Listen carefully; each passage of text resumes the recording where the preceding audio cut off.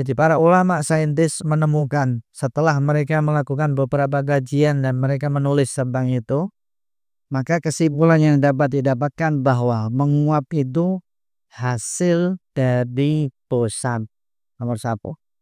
Dia kalau sudah bosan mesti angop. Makanya dilihatin yang punya istri atau punya suami udah lagi ngobrol tiba-tiba angop, wah itu udah bosan nas. Terus pandek jangan ngocek namanya. Berarti dia sudah bosan.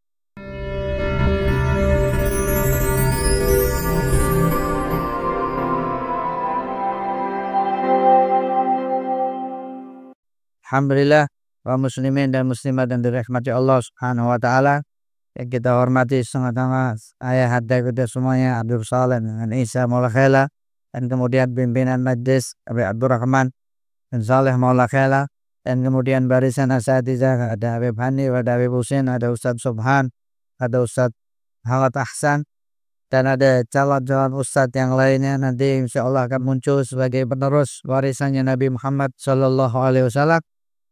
Dan alhamdulillah kaum muslimin dan muslimat yang dirahmati Allah Subhanahu wa taala, kita sekarang duduk di masjid di rumahnya Allah Subhanahu wa taala, duduk mendengarkan sejarahnya Nabi Muhammad Sallallahu Alaihi Wasallam, yang kemudian dibarengin dengan ada yang baca qasidah dengan suara indahnya, dan kemudian ada yang main hadrah atau dufus semuanya. Dan alhamdulillah di sela-sela kita mendengarkan bacaan maulid, di sela-sela kita mendengarkan qasidah-qasidah, ana lihat dari tadi banyak yang angop di sini. Mungkin karena kecapean kerja dari tadi pagi sampai malam, atau mungkin suasananya mendung hujan, atau mungkin ngantuk. Jadi ada berbagai jenis kemungkinan. Tetapi yang mau kita kasih faedah di sini dari guru kita Syekh Muhammad Abdurrahim Al-Usabi Al-Muhaddits Al-Musnid, yang termasuk dari sunnah-sunnah Nabi Muhammad Sallallahu Alaihi Wasallam yang diajarkan kepada kita kalau kita angop atau kalau kita lagi menguap. Kalau kita lagi menguap, maka tangan kanan kalau mau nutup pakai telapak tangan. Pakai telapak tangan kanan. Itu kalau angop ditutup pakai telapak tangan kanan. Kalau telapak tangan kanannya lagi sibuk megang handphone, atau lagi selfie, atau lagi ngupdate TikTok dari tadi, maka tangan kirinya dipakai buat nutupin pakai punggung kanan tangan kiri di sini. Jadi caranya begini, ditutupin. Bukan sama seperti kanan, bukan pakai telapak tangan kiri, tapi pakai punggung tangan kiri, belakang tangan kiri. Gini cara. Kalau kanan begini, kalau kiri begini. Itu sunnahnya setiap orang kalau dia menguap atau angop. Dan kalau angop jangan sampai ada suaranya. Jangan sampai angop. Itu kalau angop seperti itu di dalam suatu riwayat sama setan diketawai. Jangan sampai diketawai sama setan. Masa di masjid di rumahnya Allah diketawai sama setan. Dan jadi itu adab yang diajarkan oleh Nabi Muhammad Sallallahu Alaihi Wasallam ketika menguap. Tetapi Rasulullah mengajarkan kita seperti itu, dan Rasulullah Sallallahu Alaihi Wasallam lam yatada'ab. Rasulullah itu tidak pernah menguap. Jadi Rasulullah itu tidak pernah angop. Jadi Rasulullah tidak pernah angop. Tapi kita umatnya angop. Di mana sering angopnya? Biasanya di majelis taklif angop. Di masjid kalau lagi khutbah Jumat angop. Atau kalau lagi habis makan ini kan kena susu manis, makan roti manis, wah itu enggak tahu setelah ini angopnya berapa kali. Tapi Rasulullah Sallallahu Alaihi Wasallam tidak pernah angop. Kenapa? Karena satu riwayat dikatakan ad-dada'umu minasyaiton, angop itu dari setan. Kenapa? Karena biasanya orang-orang kalau anggap ada suaranya makanya diketawain sama setan. Dah, menurut penelitian, ketika mereka para ilmuwan itu mencari apa sih sebabnya angop ini? Apa sebabnya menguap ini? Mungkin kita yang hadir di sini kalau ditanya apa sebabnya angop, sebagian bilang antuk. Padahal kalau bulan puasa, lapar, susah mau tidur, ya tetap aja angop. Angop, menguap. Jadi para ulama saintis menemukan setelah mereka melakukan beberapa kajian dan mereka menulis tentang itu, maka kesimpulan yang dapat didapatkan bahwa menguap itu hasil dari bosan. Nomor satu. Dia kalau sudah bosan mesti angop. Makanya dilihatin yang punya istri atau punya suami udah lagi ngobrol tiba-tiba angop, wah itu udah bosan nas. Terus pandet jangan ngocek namanya. Berarti dia sudah bosan. Itu pertama, bosan. Yang kedua, karena orang yang suka angop berarti dia lemah badannya. Jadi Rasulullah SAW tidak pernah bosan dan Rasulullah tidak pernah punya kelemahan di dalam badannya Nabi Muhammad SAW. Makanya kalau kalian lagi semangat, nggak mungkin angop. Pernah lihat pemain bola angop? Nah, karena mereka lagi semangat, full stamina-nya. Jadi Rasulullah SAW tidak pernah bosan karena bosan itu berbahaya. Nah, sama kayak kalian, kalau sudah mulai angop mungkin bosan. Wah ini kok tidak rampung-rampung ya. Wah ini kok begini ya. Tapi anak ngantuk kok. Menurut penelitian yang paling tinggi kemungkinannya orang kalau menguap itu bosan. Yang kedua badannya lemah. Karena kalau badannya fit dia tidak mungkin menguap. Dan kemudian kaum muslimin yang dirahmati Allah Subhanahu wa taala dan kaum muslimat, kita sekarang berada di bulan Jumadil Awal. Dan tadi yang kita baca Maulid Nabi Muhammad sallallahu alaihi wasallam, kisah kelahirannya Nabi Muhammad sallallahu alaihi wasallam disebutkan wa nuran hayyaral askara tuhuruhu wa bahal. Cahayanya Nabi Muhammad sallallahu alaihi wasallam itu membuat akal pikiran manusia itu terkesima.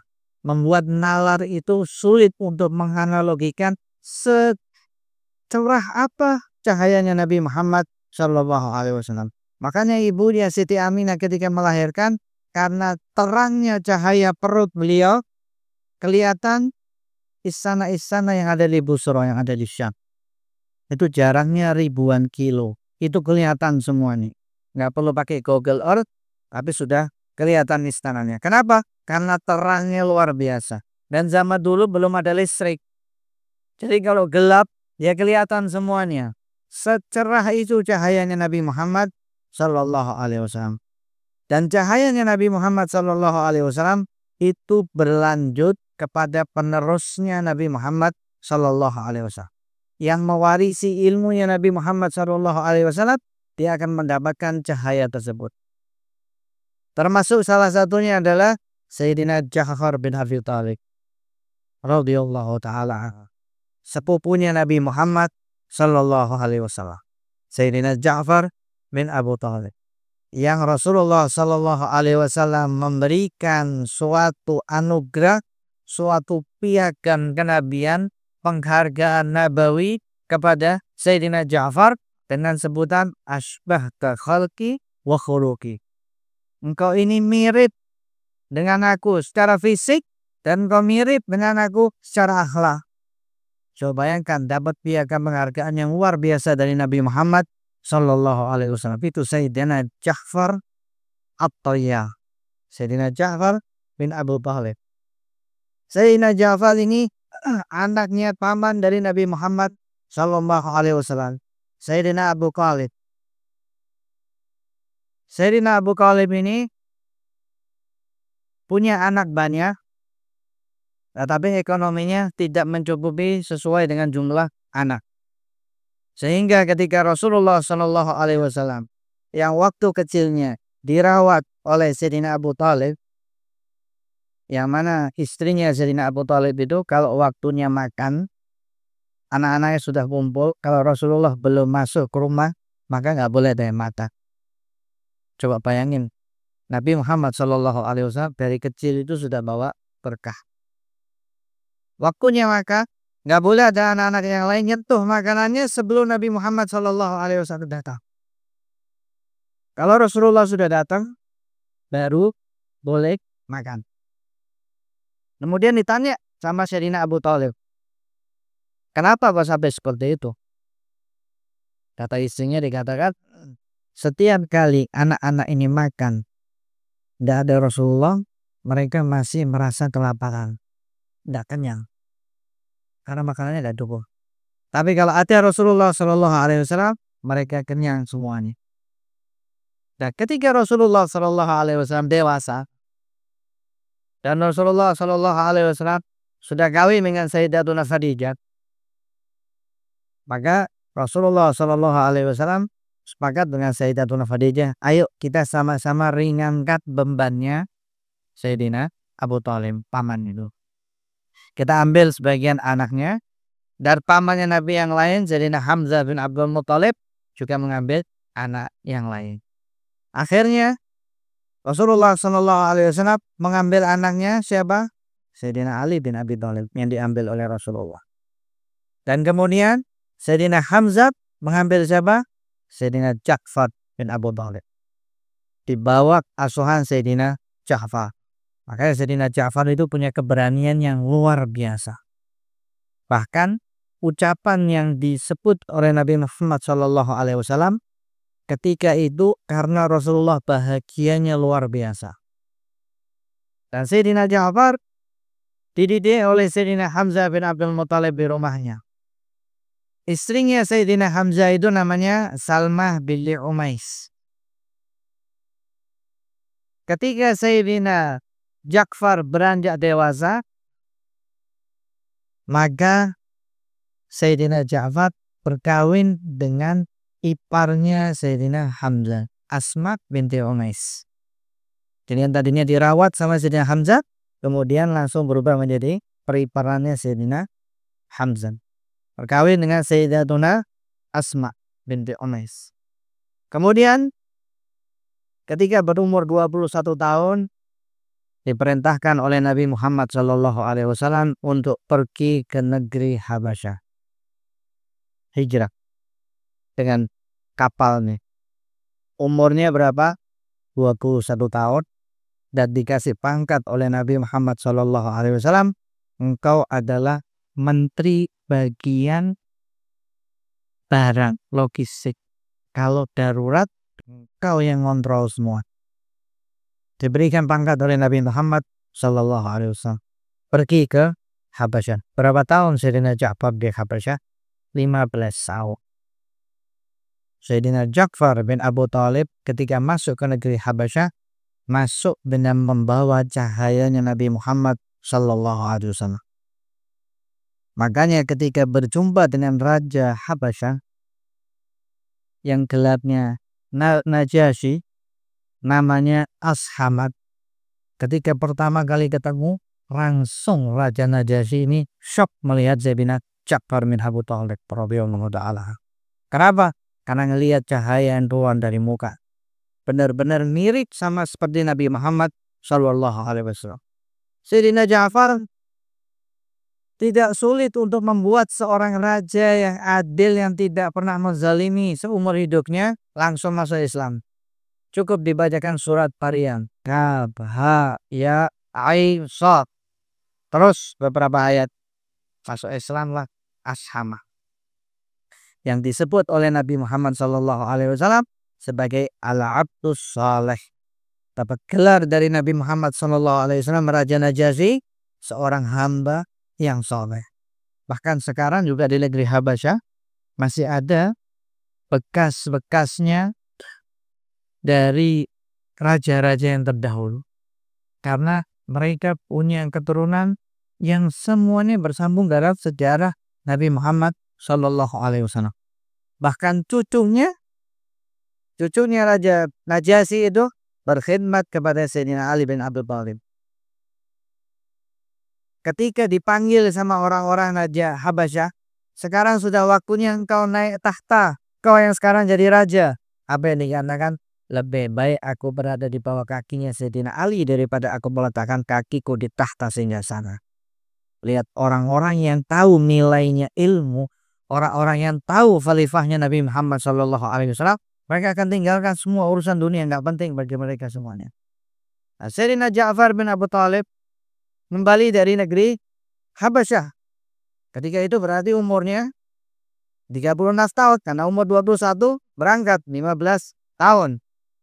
Ketika kembali, Nabi Muhammad SAW bahagianya luar biasa. Makanya kata Rasulullah SAW, aku tidak tahu mana yang aku bahagia.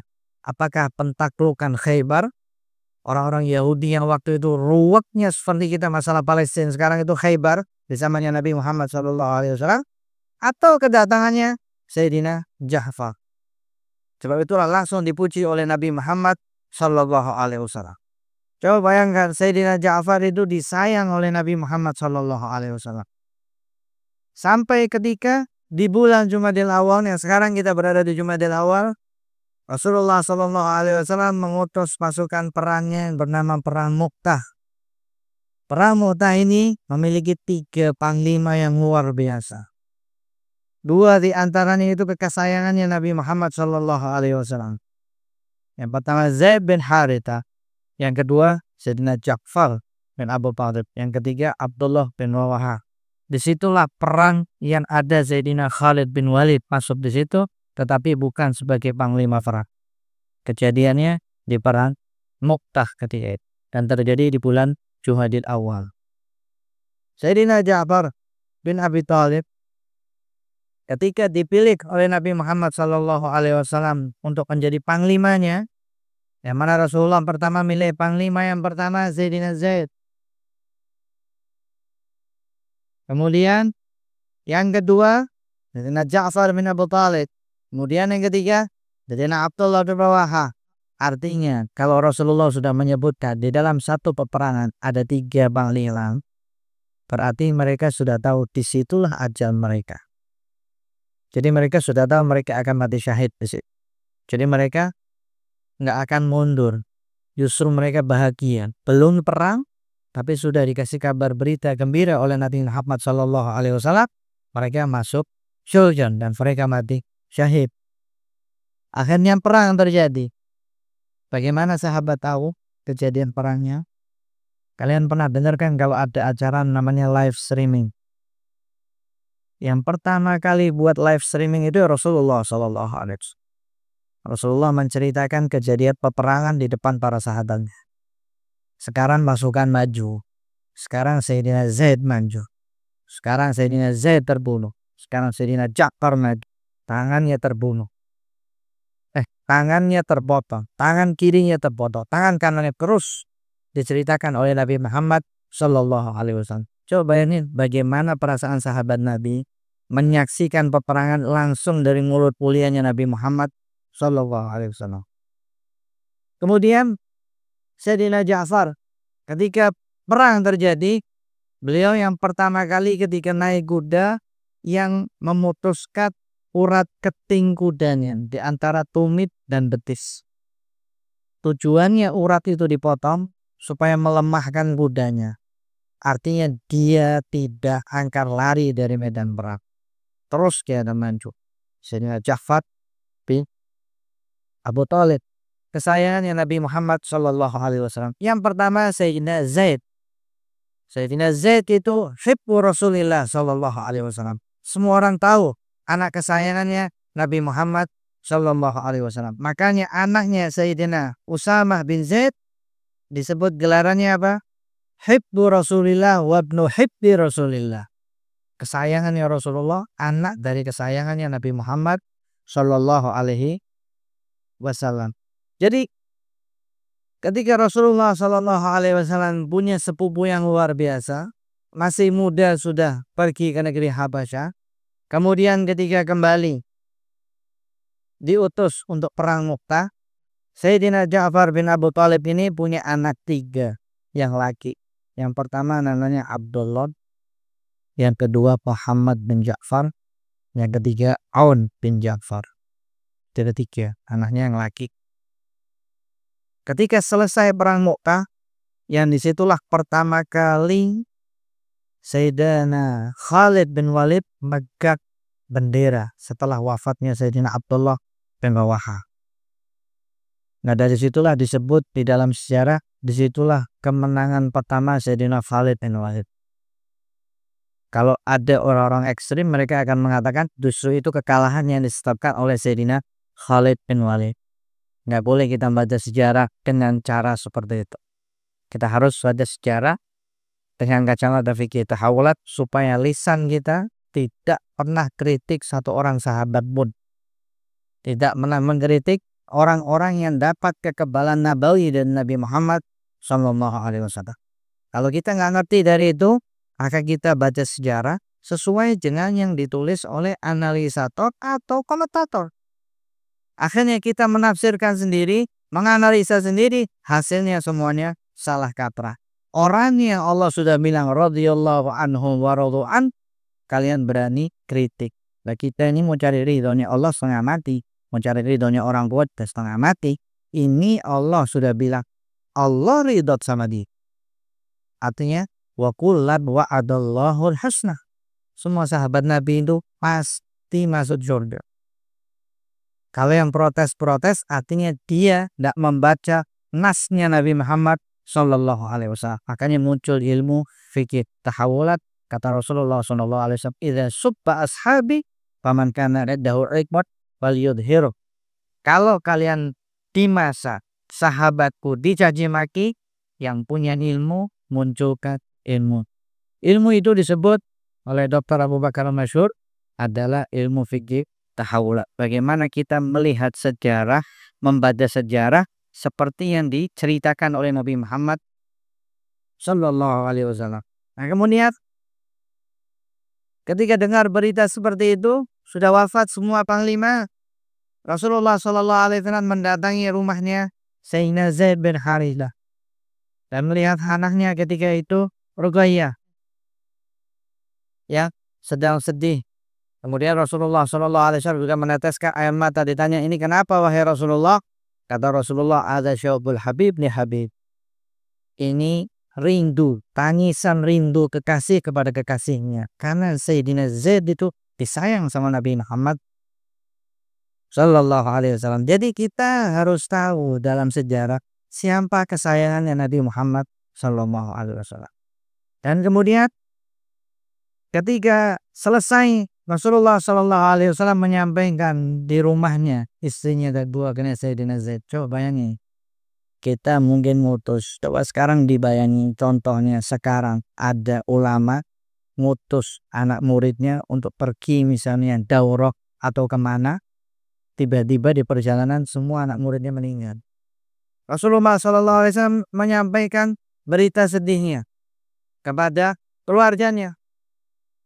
Dan kemudian Rasulullah Sallallahu Alaihi Wasallam melihat Siti Asma binti Umais, kelihatan kayak kaget karena kehilangan seorang suami dan masih punya anak lelakinya 3. Kemudian ketika kelihatan dia kayak gelisah, ditanya sama Nabi Muhammad Sallallahu Alaihi Wasallam, "Atakhafina la ayalah ala aulani?" Wahai Asma, engkau takut anak-anak ini menjadi miskin karena ditinggal wafat oleh Sayyidina Ja'far bin Abu Thalib. Apa kata Nabi Muhammad Sallallahu Alaihi Wasallam ketika melihat anaknya Sayyidina Abdullah bin Ja'far dan Sayyidina Muhammad bin Ja'far dan Sayyidina Uwad bin Ja'far? Kata Nabi Muhammad Sallallahu Alaihi Wasallam sambil menempur dadanya 3 kali, "Ana waliyuhu fid dunya wa ba'akhir." Jangan takut ente Asma, anak yang jaga anak ente di dunia dan di akhirat. Coba lihat bagaimana cintanya Nabi Muhammad Sallallahu Alaihi Wasallam kepada Sayyidina Ja'far dan keluarganya Sayyidina Ja'far. Setelah kejadian itu, nginap bersama Rasulullah Sallallahu Alaihi Wasallam 3 malam 3 hari 3 malam. Kemudian dipanggil anaknya Sayyidina Ja'far yang bernama Sayyidina Abdullah bin Ja'far, sambil dipegang tangannya oleh Rasulullah Sallallahu Alaihi Wasallam. Allahumma barik lahu fi saffati yadik waj'alhu mustajabu da'wah. Kata Rasulullah Sallallahu Alaihi Wasallam, ya Allah, berkahilah tangannya berkahilah semua transaksi yang melalui tangannya dan jadikan dia orang yang doanya dikabulkan oleh Allah Subhanahu wa taala. Sehingga Sayyidina Abdullah bin Ja'far tidak jualan apapun kecuali pasti laku. Sehingga Sayyidina Abdullah bin Ja'far terkenal dengan dermawan yang luar biasa karena mengikuti jejak ayahnya.